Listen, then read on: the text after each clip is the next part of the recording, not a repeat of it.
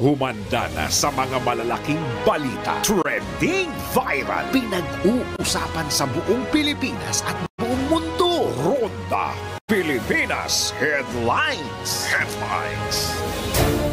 Narito na mga headlines sa Ronda Pilipinas. Ronda Pilipinas. Mahigit 20 lugar inasa makakaranas ng mataas na heat index ngayong araw.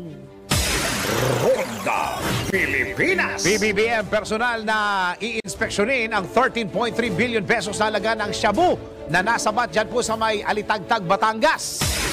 Ronda Pilipinas. Piston at Manibela tuloy sa ikalawang araw ng kanilang tigil pasada. Ronda Pilipinas. At mamaya sisiyasatin natin, PNR tiniyak ang pinaka magandang operasyon makalipas ang 5 taon. Ang tigil operasyon, idinepensa. Ronda Pilipinas. Balita dagat halos 20 patay. Hawak ang pagbaha dyan po sa may Oman. Ronda Pilipinas. Balita babalakasan, Anthony Davis ng Los Angeles Lakers maglalaro na muli matapos magkaroon ng back spasms. Ronda Pilipinas. Balitang showbiz, dream home ni Catherine Bernardo slide na at may elevator pa. Ronda Pilipinas. Mamaya sa NBI, no video, no return. Policy nga online seller. Nako! Bawal. Ronda Pilipinas. Totoo nga bang magkakakuliti ka dahil sa paninilip? Mamaya, let's prove it. Ronda Pilipinas. Ang mga malalaking mga balita, ang mga matitinding mga pinag-uusapan, ang mga maiinit at pinagtatalunang mga issue. Lahat hagip, lahat malalaman. Hindi lang sa buong Metro at Mega Manila. Kasama na ang buong Pilipinas. Hahagupit na ang mga malalaking issue sa Ronda Pilipinas. Live na live sa DWIZ AM Metro at Mega Manila. Naka-live din sa DWIZ News FM Regional Stations. Naka-live din sa Radyo Ronda AM Radio sa Pilipinas. Live ding mapapanood sa Aliw 23 Free TV. At naka-live din sa lahat ng DWIZ Digital News accounts, Facebook, YouTube at DWIZ News website. Ronda Pilipinas. Wala nang mahuhuli sa balita. Wala nang maiiwanang issue na hindi mo alam. Ngayon, updated ka na sa Ronda Pilipinas. Kasama si Dennis Antenor Jr. Ronda Pilipinas. Yon! Ay nako, mainit ang panahon. We're saying isang mainit na pagbati, happy kay Chairman Armando Artes ng MMDA. Chairman, happy birthday daw. Sabi ni 2 tao ay nagpapabate. Una, si Governor Chavit Singson. Tapos pangalawa, si CSC Chairman Aileen Lizada. Medyo hot topic si Chairman ngayon. Birthday pa naman niya. Yun daw pagtanggap ninyo ng 200,000 mula kay Gov. Ay, bawal daw po yan. Hindi po pwede daw yun. Kahit na pondo.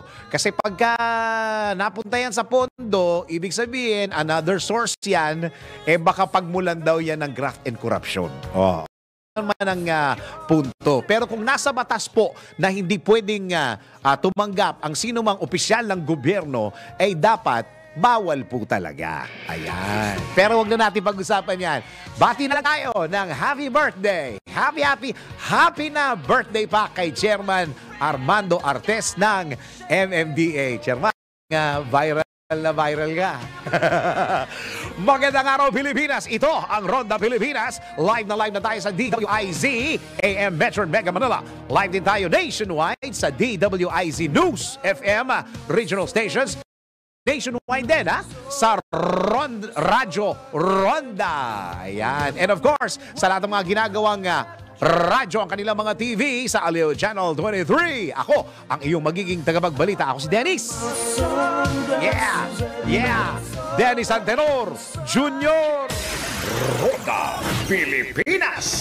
Sa detalye ng mga balita natin, posibleng umabot na sa danger category ang heat index sa 24 na lugar ngayong araw. Grabe. Batay sa pagtaya ng Pag-asa, maaaring maramdaman ng 46 degrees Celsius na temperatura sa Dagupan City, Pangasinan, ang putang-putang. Habang 43 degrees Celsius naman sa Apari, Cagayan, Aborlan, Palawan, Roa City, Capiz, Iloilo City, Iloilo at Zamboanga City, Zamboanga del Sur. Mang papalo sa 42 degrees Celsius ang heat index sa Naiya, Pasay City, Lawag, Ilocos Norte, Tugigaraw City, Cagayan, Isabela, State University sa Echagüe, Isabela, Clark Airport sa Pampanga, Muñoz, Nueva Ecija, Baler, Siguran, Aurora. Gayon din ang Sangli Point, Cavite, Ambulong, Tanawan, Batangas, Coron, Palawan, San Jose Occidental, Mindoro, Puerto Princesa City, Palawan, Vera, Catanduanes, dami. Masbate City, Masbate, Pili, Camarines Sur, Dumangas, Iloilo at Catarman, Northern Samar. Kaugnay po niyan, pinapayuhan ng publiko na uminom ng maraming tubig, magsuot ng preskong damit at kung walang mahalagang lakad, diyan na lang kayo sa loob ng bahay nyo. Roda Pilipinas. Dahil sa nararanasang matinding init ng panahon sa Pilipinas, hindi na napigilan pa ng ilang netizens ang ibahagi ang panalangin para sa ulan. Ang naturang Orasio Imperata o obligatory prayer para sa pag-ulan ay nilabas ng Catholic Bishops' Conference of the Philippines noong 2016. Kasunod ng naranasang epekto ng El Niño phenomenon sa maraming lugar sa bansa. Nakasaad sa nasabing panalangin na marami sa mga apektado ng tagtuyot ang nakakaranas ng gutom at uhaw. Naniniwala naman ng CBCP na makakatulong ang sabayang pagdarasal sa anumang kalamidad tulad ng El Niño. Si Dennis Antenor Jr. Roda Pilipinas. Samantala, tanggap po tayo ng report. AFP, Armed Forces of the Philippines, hindi daw dapat hikayat manghimasok sa politika. Ay dahil nga doon sa speech ni ni Speaker. Sabi natin ang report ni Patrol 19 Sally Ortega. Bueno, Ate Sally, go! Huwag dapat hikayatin ang Armed Forces of the Philippines na manghimasok sa mga usaping pampolitika. Ito ang inihayag ni Senate Minority Leader Coco Pimentel makaraang kontrahin ng panawagan ni Congressman at dating House Speaker Pantaleon Alvarez sa AFP na huwag nang suportahan si Pangulong Bongbong Marcos Jr. para mapilitang bumaba sa pwesto ang Pangulo. Giit ni Pimentel, dapat na isolated o ilayo ang AFP mula sa politika. Hayaan itong maitaguyod bilang professional, disiplinado at inspiradong grupo. Hindi anya ang AFP o anumang armadong grupo ang nararapat na magdetermina o magdesisyon kung sino ang dapat na mamuno sa bansa dahil idinadaan dapat ito sa isang matapat at mapayapang eleksyon. Iginiit naman na wag nang kasuhan si Alvarez para mapangalagaan at mapalakas pa rin ang karapatan na lahat na malayang magsalita at magtipon ukol sa mainit na usapin sa bansa. Una rito'y sinabi naman ni Congressman Johnny Pimentel na maaaring kasuhan si Alvarez dahil ang pagdyok nito sa AFP na mag-withdraw ng suporta sa Pangulo ay katumbas daw ng sedition o rebellion. Ito sa Patrol 19, Sally Ortega Bueno para sa DWIC, nagbabalita ng tama, naglilingkod ng tama.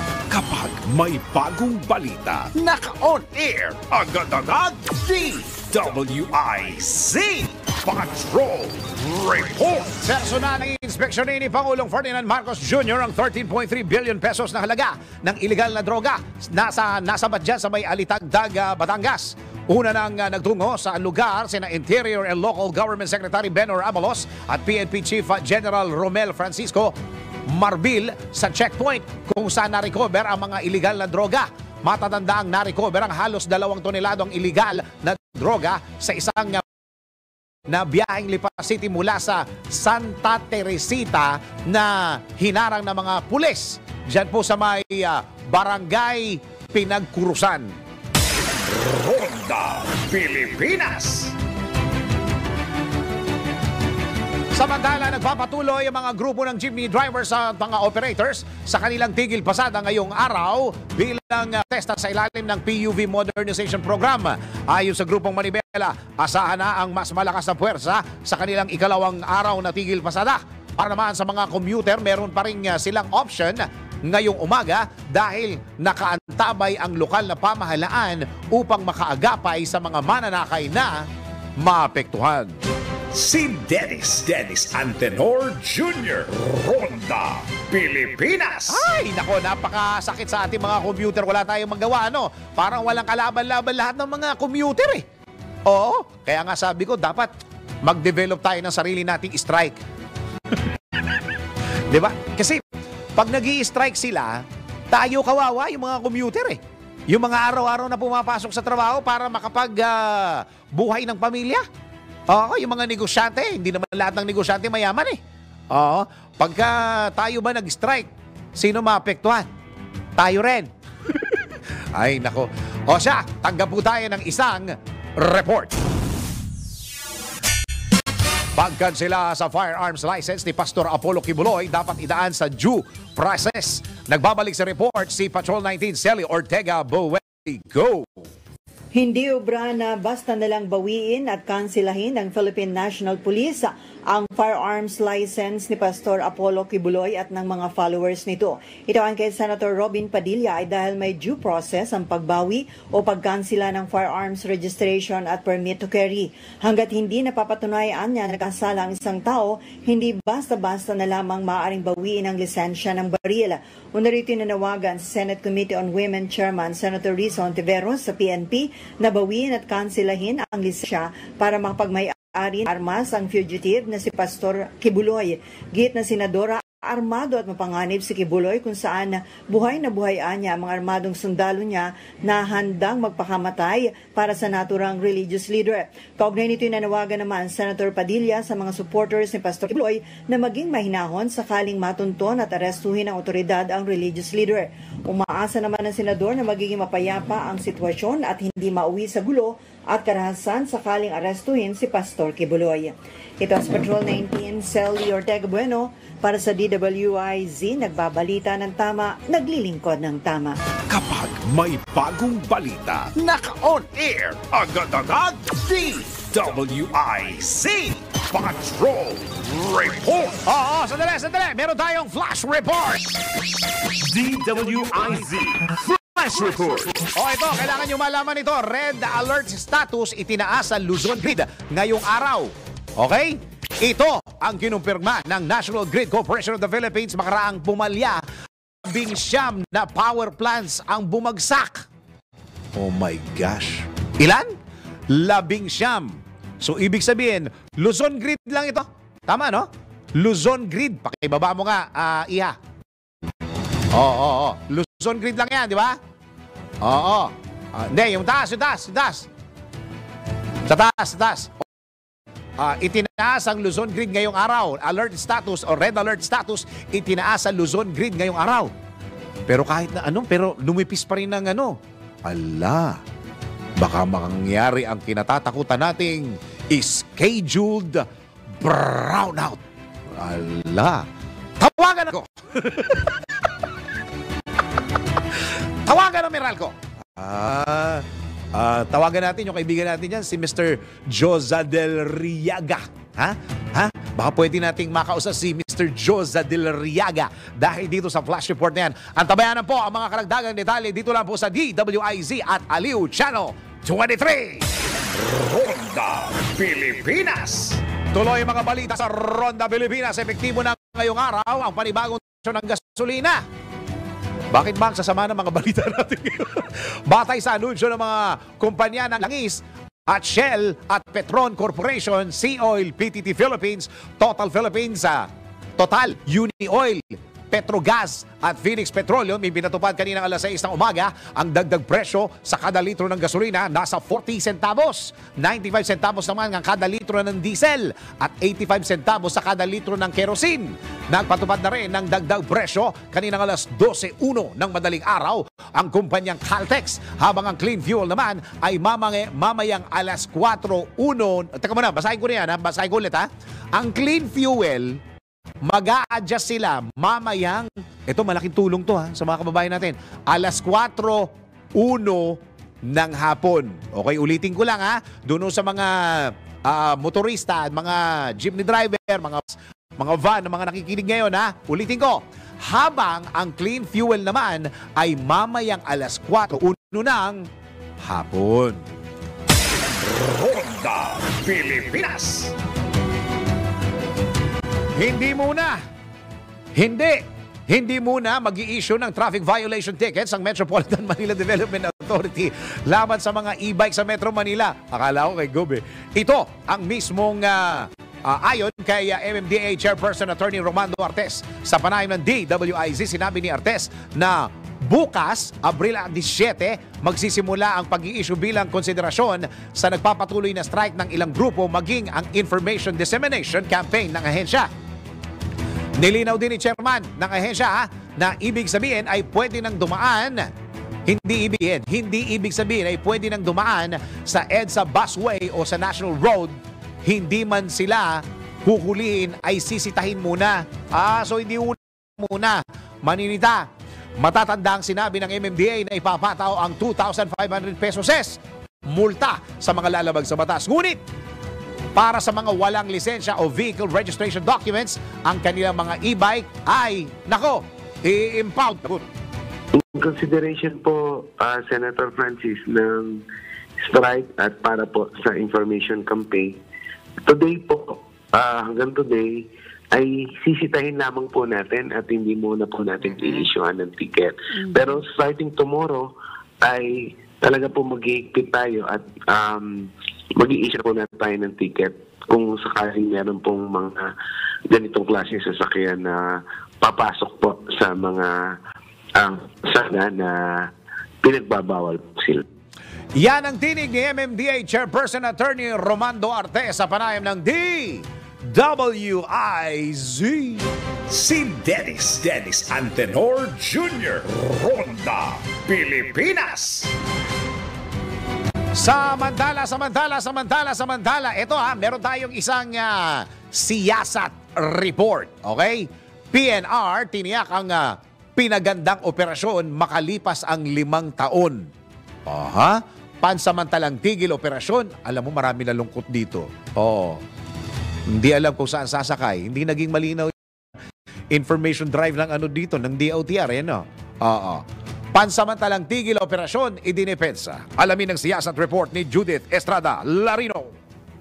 Malalimang pag-alam ng mga detalye para maitama ang mga maling balita sa siyasat. DWIZ Investigative Report. Marami ang labis na nag-alala, marami ang nangangamba. Saan nasasakay ang halos 30 hanggang 35,000 pasahero na araw-araw sumasakay sa tren ng PNR o Philippine National Railways. Kasunod na rin ito ng pansamantalang tigil operasyon ng PNR nitong March 28.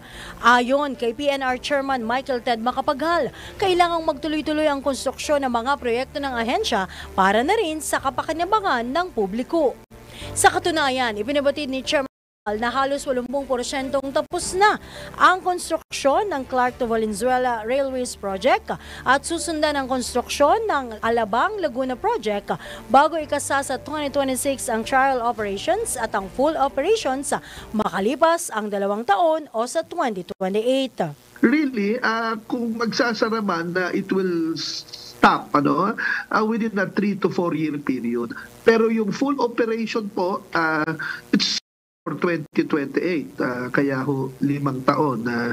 Pero nag-umpisa na po ang construction from Clark hanggang Valenzuela. More than 80% na po ang natapos na construction in the north. In Metro Manila, all the way south from Alabang to Laguna, yan po ang susunod nating gagawin at work will commence immediately beginning April of this year.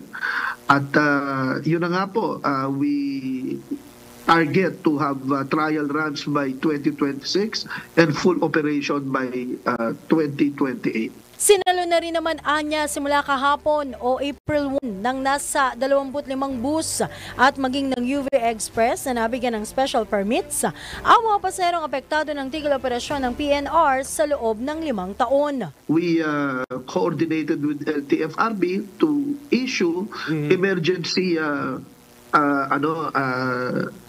franchises to several buses and several, if possible, maski mga UB Express, we're going to deploy them. Babantayan po naming maigi yung mangyayaring bus augmentation program. Sisiguraduhin na ang trapiko ay magiging maayos at sisiguraduhin namin na ang ating riding public at the same time ay maa-accommodate nitong mga gagawin nating deployment ng emergency buses. Ipinagmalaki pa ni Chairman Macapagal na most modern at most sophisticated ang mga gamit na train ng bansa mula sa Sumitomo at katulad ng sa Amerika at Europe. Electric trains na rin anya sa full operations ng mga tren sa 2028. Ito po ang kabuuan ng ating most modern and most sophisticated railway system which is at par with world standard. Tayo po ay magiging kapareho na ng kung nakikita natin yung train system in our Asian neighbors, at lalo sa and in the United States. Ganun po yan ginagawa natin ngayon dito. Some portions or most of the portions are elevated, nasa taas po yan. Pero pagdating ho ng Metro Manila, there are areas na at ground at bababa ho sa tunnel or sa subway.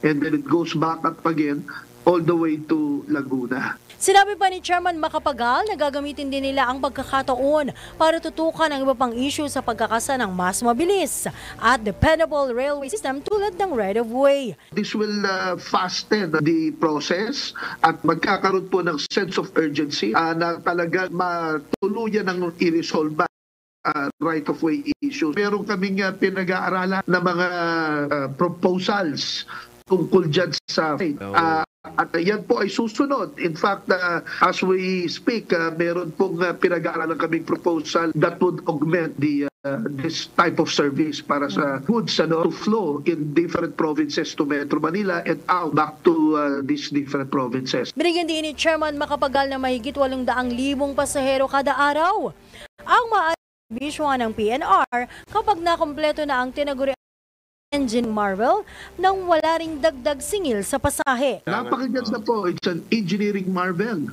Talagang kailangan pong gawin na ito kasi yung mga trend po natin medyo luma na at kakti lang ang naisasakay. Ito po, marami tayong maisasakay. More than 800,000 passengers po daily ang maisasakay nito. Para sa siyasa team, tila mabilis lamang ang araw kahit isipin na lamang na mabilis ding makokumpleto ang nasabing proyekto na kailangang gawin para mapagsilbihan ang mas marami pang mga Pilipino. Bukod dito, tiniyak naman ng PNR management na walang kapag naging fully operational na ang lahat ng railways project sa 2028. Konting tiis na lamang mga kababayan para magtuloy-tuloy na ang maayos na biyahe ng tren sa lahat ng pagkakataon. Sa ngalan ng siyasat team, ako si Judith Estrada Larino, nagbabalita ng tama, naglilingkod ng tama. Ikalat ang tama, ikalat ang totoo. Follow these reports on our DWIZ digital channel, DWIZ News website, Facebook, YouTube, and DWIZ X account. Ang tama ang dapat ikalat sa siyasat. DWIZ Investigative Report. Ikalat ang tama na totoo sa siyasat. Okay. So mga kastig ito. Mga kastig, handa na ba kayo for the next level ng saya sa paborito ninyong sports? Sa Arena Plus, astig sa sports, siguradong magpapabago sa paraan ng inyong pag-i-enjoy sa mga paborito ninyong games. Pwede mong i-stream ang mga games na yan kahit live, local at international sports sa internet at sa inyong mga telepono. Maging up-to-date sa latest scores sa libu-libong games tulad ng PBA, NBA, PVL, soccer, volleyball, boxing at marami pang iba. But that's not all. Kasama dyan sa magbibigay ng saya sa inyong gaming experience, ang official ASIC endorsers na sina Scotty Thompson, NBA star Jordan Clarkson. Kaya ano pang inaantay nyo? Download Arena Plus app now or Google Play. You can watch it also Plus.ph sa Arena Plus, astig sa sports. Keep it fun, game responsibly. Oras po natin sa Pilipinas. 28 minuto makaraan ng alas 10 ng morning. Ronda Pilipinas. Si Dennis Antenor Jr. Ronda Pilipinas. Tuloy-tuloy mga balita at informasyon sa Ronda Pilipinas. Mamaya makakausap natin si i-interview tayo ng isang industry player talaga. Clean fuel. Kasi kanina, nabanggit ko dun sa balita, yung adjustment nila. Tama ba? 401? Tama, no? 4:01 o alas 4 ng hapon. Ngayong hapon, yung kanilang price adjustment sa kanilang mga produkto. Mamaya, papa-announce natin yan kay Sir Bong Suntay. Oo, okay? Pero nawala siya sa linya eh. Ngek. Nawala siya sa linya. Balikan natin mamaya ng konti. Pero ngayon, tanggap muna tayo ng report. Muling nagpesta ang mga tradisyonal na gym. Nalalapit na ang deadline ng franchise consolidation.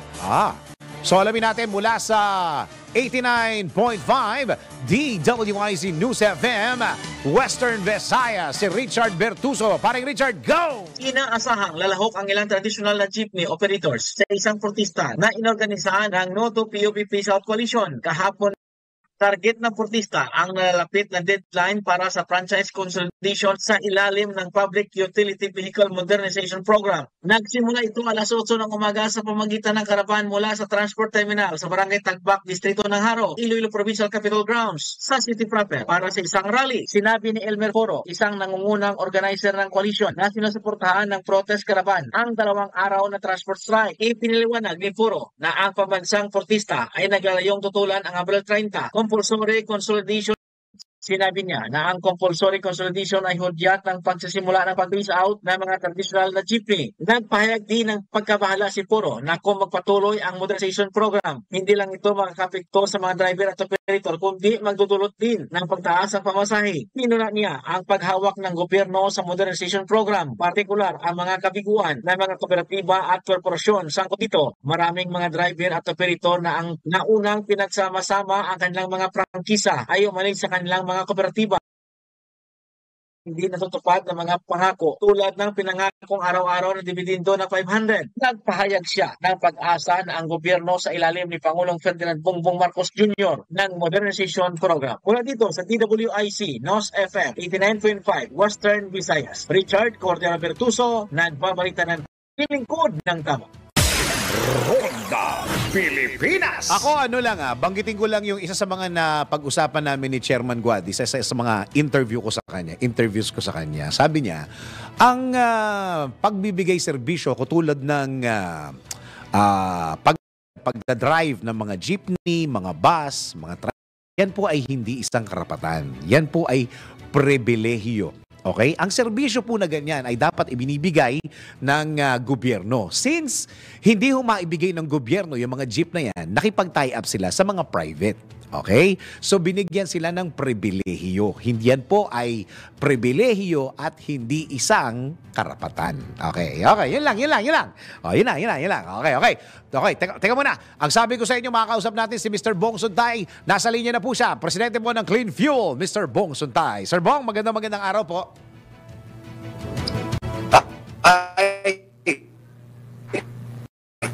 Naku, may problema yata ako sa video. Oo. Sir Bong, okay lang ba kung Attorney, pwede ho bang i-audio na lang natin kasi parang suffer po yata yung pagka nag-video call po tayo. Oo, audio na lang po.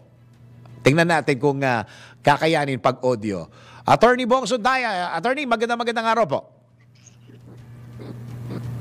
Hindi pa rin, Ay, magandang araw din. Okay. Sir Bong, Attorney, Hello? ibigyan ko kayo ng pagkakataon. Kayo po'y mag-a-adjust pa ng presyo ng gasolina ngayong alas 4 pa ng hapon, hindi alas 6 umaga. Yes, alam mo, every time na merong price increase, alas 4 talaga tayo ng hapon nag-a-adjust ng presyo. This is to give our motorists more time na mahabol yung mas mababang presyo.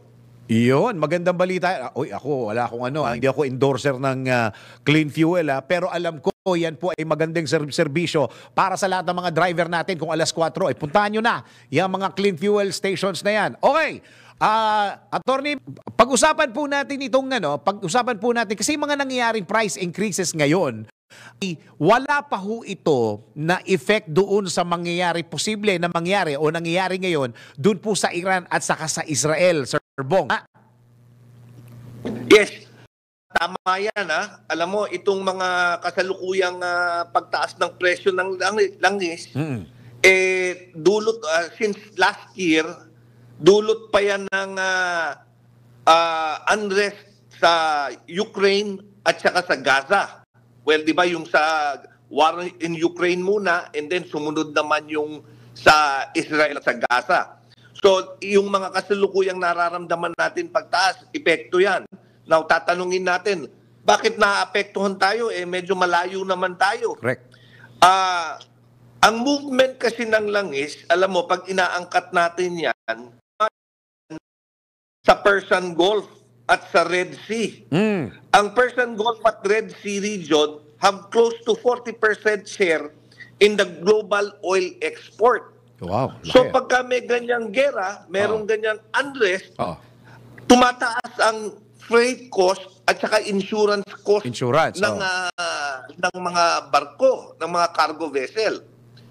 So nagkakaroon ng epekto yan sa presyo ng langis. Kasama ho dito, Attorney, yung schedule of delivery. Yes. Pati yung schedule ng delivery nagkakaroon ng delay. Kasi for example, sa Strait of Hormuz, masyadong makitid yan. So pagka meron sabihin natin isang tanker o dalawang tanker ang huminto dyan, parang EDSA natin yan. Magta-traffic yan. Okay. So, sa ngayon, yun po yung epekto ng gera ng dalawang bansa na yan at hanggang ngayon na nararamdaman at nakikita ito yung time kung bakit tumaas ng grabe ang diesel, Attorney, di ba? Yes, that is true. Kaya kung makikita natin sa October nagsimula yan, pero naramdaman natin yung pagtaas as early as December, tas tuloy-tuloy yan. Okay. So, pag-usapan naman natin yung posibleng mangyari po dito sa Iran at saka sa Israel. Lalong-lalo na pagka nagdesisyon ng Israel na gumante, yun hong, yung dinadaanan po ng mga tanker na, anong tawag doon? Strait of Hormuz, tama. So kung yun po yung dinadaanan ng mga tanker ng mga kumbaga yun yung mga tanker na may hawak ng mga gasolina. Same na naman ito sa sinasabi nyo kanina. Ang ruta nila ay, siyempre, ayaw nilang malagay sa alanganin. Yung ruta nila ngayon ay iibahin nila, pati yung insurance at time of delivery ay magiging cost na rin ng pagtaas ng presyo. Yes, tama yan. Ano yan? Dugtong-dugtong ang magiging epekto. Ang epekto niyan, of course, mahihirapan kumuha ng tanker na willing mag-deliver because of yung of risk. Yung mga shipping companies na willing to take the risk, either dadaan sa ibang ruta na mapapalayo, so ang shipping cost aakyat. Yung mga iba naman na magre-risk to pass through the Strait of Hormuz, tataas naman yung insurance cost nila at syempre yung shipping cost na rin dahil added risk yan both dun sa tanker pati na rin sa mga nagtatrabaho, sa kapitan at yung crew ng tanker. Meron yan additional cost para sa kanilang lahat. So tama yung sinabi mo na depende yan sa magiging o retaliation ng Israel. Alam mo, kagabi binabantayan ko yung movement ng means of ng means of plot eh. Kasi yan yung ginagawa nating basihan. Tama. Pagka bumibili tayo ng langis sa Singapore, yung trading sa Singapore. Yan ko rin yung galaw ng Brent sa Amerika, sa Estados Unidos. Well, sa kasalukuyan, dahil nga wala pang siguro hinihintay kung anong magiging retaliation, ang galaw hindi naman tumaas kagabi. In fact, ng onte. Pero it will all depend kung ano yung magiging retaliation ng Israel. If it does retaliate or if it does not. Okay, so kahit hindi man, kahit na walang retaliation ng Israel, attorney, kahit pa paano makakaramdam tayo ng taas ng presyo? Yes, makakaramdam tayo. In fact, by next week, mararamdaman natin yan dahil palagay ko, as early as now, palagay ko tataas. Okay, so ang effect pa rin ng nararamdaman natin ngayon, yung taas at saka yung grabing, yung baba at saka taas ng presyo ng gasolina ngayon ay galing dun sa unang dalawang bansa. Yung Iran at saka Israel, ano man ang mangyari dito, mararamdaman. Palagay nyo, attorney, usapan natin ang increase dito. Well, it is very hard to say kasi na ngayon sobrang taas na rin. We are hindi pa naman kasing taas nung naramdaman natin nung sometime middle of last year. Pero almost paakyat na. So hinihintay na nga natin dahil yung trading naman, yung galaw, hindi naman pwedeng lagi na lang pataas.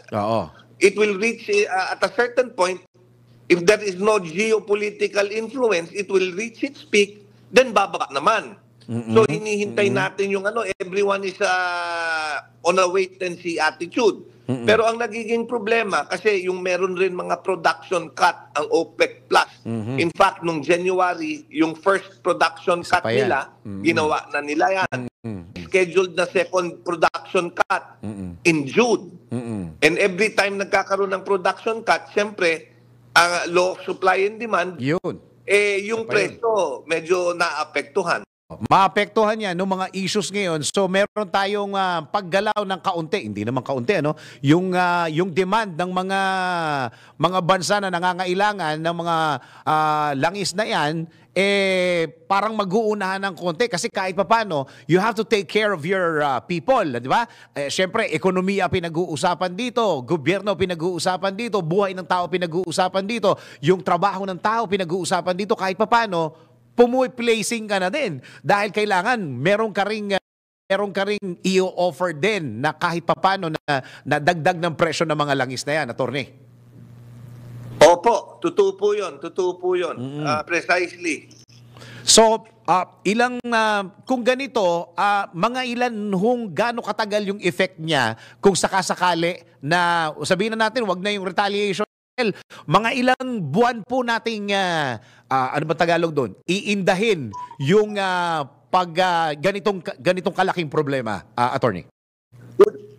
Kunyari, walang retaliation on the part of Israel dun sa nangyari sa kanila drone strikes ng Iran. Yes. Siguro mararamdaman natin ng medyo dalawa o tatlong steady increase bago tayo makaramdam ng pagbaba. Medyo mahaba-haba rin yun, attorney. Okay, so attorney, maraming salamat po. Yan lang po ang aming gustong malaman dahil kayo mismo ay industry player. Kayo mismo pwedeng makapagsabi sa amin ng kung ano talaga ang pwedeng mangyari. Attorney, meron ba kayong gustong i-announce sa inyo po? Go ahead. Well, yun sa ating mga motorista na nandyan. So dahil meron nga tayong mga expected, kailangan yung iba yung pagtitipid at plano ng mga biyahe natin para hindi tayo masyadong kumonsumo ng gasolina para sa ating mga sasakyan. Okay, Attorney Bong Suntay, Presidente po ng Clean Fuel. Attorney, maraming salamat po sa oras na binigay niyo sa DWIZ po. Thank you. Maraming salamat din po. Ayan, kay Attorney Bong Suntay na nanggaling kung wala naman tayong masyadong gagawin sa labas at pwede nating hindi ituloy dahil sa mga pagtaas at mga pangyayaring ito, gawin natin. O, sige. Pero teka muna, bibigyan ko muna kayo ng pera. Oras na para sa ating DWIZ Bingo Plus. Numero panalo. Kombinasyong tama, malaki ang tama. Makinig mabuti dahil babanggitin na ng DWIZ. Announcer ang tamang kombinasyon ng letra at numero. DWIZ. Numero panalo. Hatid ng Bingo Plus. Bingo sa saya, plus sa panalo. Ready na ba kayo mga ka-Bingo Plus sa ating DWIZ Bingo Plus numero panalo? Sadali lang, meron nakaalala sa akin. Sweldo na ba ngayon? Baka sisingilin na ako. Meron kayong chance manalo ng 1,000 pesos. 500 pesos kada tama ang 4 combinations at another 500 pesos kapag meron kayong Bingo Plus app. Simple lang pong manalo. Kailangan lamang abangan ang 4 na letter and number combination o programa ng DWIZ at i-text ang sagot sa 0960-880-6424 kasama ang inyong pangalan, edad, address, 4 combination of the day. At para sa ating ikalawa pa lang tayo, no? At para sa ating ikalawang combination for today sa letrang W. Parang marundog. Letrang W. 28. Okay? Doon sa mga nakikinig sa radyo, W20. Yan po ang ating kombinasyon dito po sa Ronda Pilipinas. Abangan mamaya sa DWIZ Network News ang ikatlong kombinasyon. Pag panalo sa bingo, plus sa saya. Kung nakaapat ka na, pwede mo nang isend sa text number na binigay ng DWIZ announcer o kaya i-PM na sa DWIZ Facebook. Kung hindi pa, wait pa ng ibang kombinasyon hanggang makumpleto ang 4 na numero panalo. Hatid ng Bingo Plus. Bingo sa saya, plus sa panalo. Pilipinas, ang oras. 9 na minuto pa bago mag 11 ng morning. Si Dennis Antenor Jr. Ronda Pilipinas. Tuloy-tuloy mga balita at impormasyon sa Ronda Pilipinas. Teka, good news muna tayo. Good news. Alam nyo ba yung mga proyekto ng mga private institutions pwede ring suportahan ng PCS? O, gulat kayo. Pwede yan. Narito po ang report ni Maine Barreto.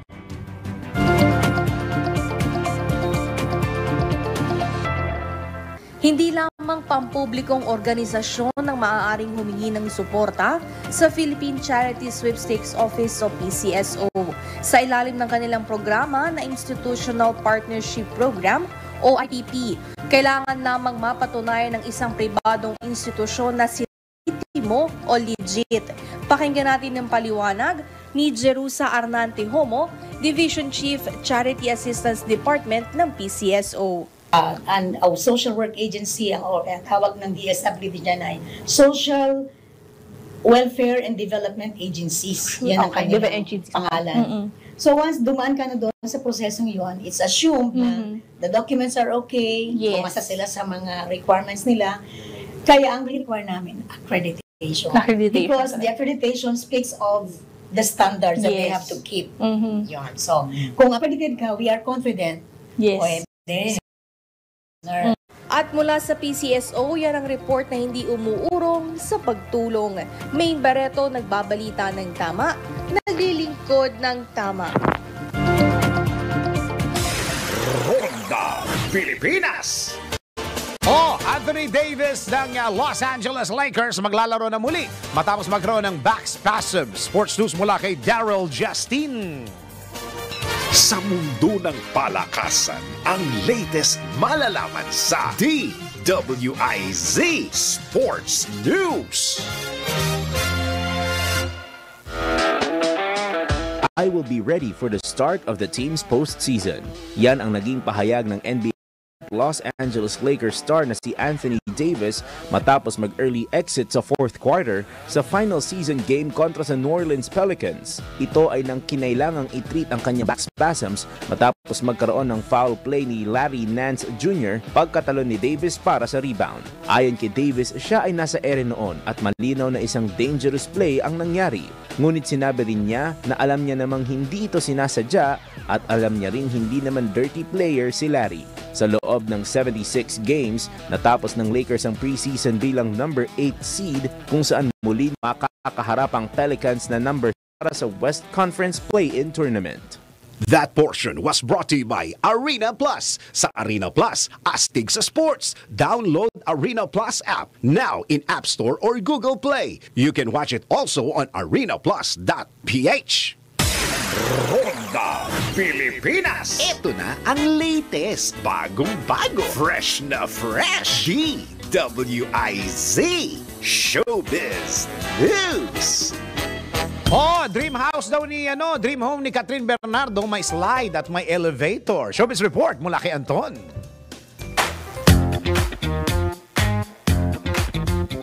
Para sa aking balitang showbiz, tunang na-achieve ni Catherine Bernardo ang kanyang dream home na may slide at elevator. Noong isang araw lamang ay tuluyan na nagpa-house blessing actress sa kanyang bagong bahay na dinaluhan ng kanyang mga malalapit na kaibigan. Nagkaroon din ng house tour ang mga guests sa kanyang bagong bahay kung saan tuwang-tuwa ang mga ito sa pagkuha ng mga picture at video. Napakagandang bahay na actress. Ay itong taon bago niya na-achieve ang kanyang sinabi na actress na nabili niya ang lupa noong 2016, ngunit nitong March 2024 lamang natapos ang construction dahil inabot na 3 taon ang matinding pagpaplano. Sa social media update, ang nasabing dream home ni Catherine ay may modern contemporary design na pinalamutian ng earthy color kung saan nagre-reflect ito sa aesthetic look ng kabuoang design. Napaglaman na noong December 2023 pa lumipat sa nasabing dream home niya ang actress. Sa Instagram rin ito, nag-post ng maiksing video sikat kung saan makikita siya nag-aayos ng kanyang closet kasama ng kanyang mga kaibigan sina Alora Sasam at Isa Reyes at ang isang team mula sa NIT Obsessions. At yan aking balitang showbiz para sa impilang metodong lakas, DWIZ. Ako si Anton, nagbabalita ng tama, naglilingkod ng tama. Ronda Pilipinas. Yon, bago tayo magpaalam, tayo muna magpatama of the day. Patama quote of the day. Ang ating patama quote of the day, may mga taong magsasabing mahirap naman, pero ang totoo, hindi kanila kayang utuin. May may feelings. Alam mo, may mga tao talaga tayo na dumadating sa ating buhay. Dapat isakripisyo mawala. Huwag kayong mag-hold on ng mga tao na walang buting idinudulot sa inyo. May mga tao na dumadating sa buhay natin na dapat nating isakripisyo. Hayaan nyo na mawala yung mga yan. Wala namang buting dinudulot siya. Okay? Sige, makikita nyo naman yung ebidensya. Tingnan nyo yung buhay nyo ngayon. Kung maganda yung inyong a set of friends, yung mga tamang tao, dapat ang samahan ninyo, yung mga successful na dahil tuturuan kayo ng mga yan. Pautangin pa kayo. Okay, maraming salamat yan ang kabuuan ng mga balita at impormasyon sa Ronda Pilipinas. Ay, teka muna, mag-happy birthday muna tayo. Chairman Attorney Romando Don Artes ng MMDA. Happy birthday, sabi ni Gob. Antabayan na po ang susunod na programang Yes, Yes, Yo to Fashion with Attorney 42 Fashion and Miss Juvie de Guzman. Maraming salamat po, Pilipinas. Ako ang iyong naging tagapagbalita, Dennis Antenor Jr. Nagbabalita ng tama, naglilingkod ng tama. Ang mga malalaking mga balita, ang mga matitinding mga pinag-uusapan, ang mga maiinit at pinagtatalunang mga issue. Lahat hagip, lahat malalaman. Hindi lang sa buong metro at kasama na ang buong Pilipinas. Hahagupit na ang mga malalaking issue sa Ronda Pilipinas. Live na live sa DWZ AM Metro at Mega Manila. DWIZ News FM Regional Stations. Naka-live din sa Radyo Ronda AM Radio sa Pilipinas. Live ding mapapanood sa Aliw 23 Free TV. At naka-live din sa lahat ng DWIZ digital accounts, Facebook, YouTube at DWIZ News website. Ronda Pilipinas. Wala nang mahuhuli sa balita. Wala nang maiiwanang issue na hindi mo alam. Ngayon, updated ka na sa Ronda Pilipinas.